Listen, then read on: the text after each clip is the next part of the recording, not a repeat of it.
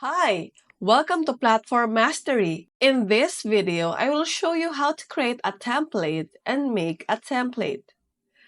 To start, go to Templates tab and choose a template.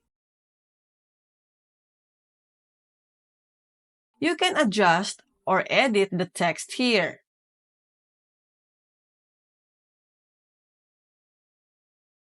We can also generate images through text-to-image feature of Adobe Express. And let's add some text here and add some animations afterwards. Just choose from the available animations here.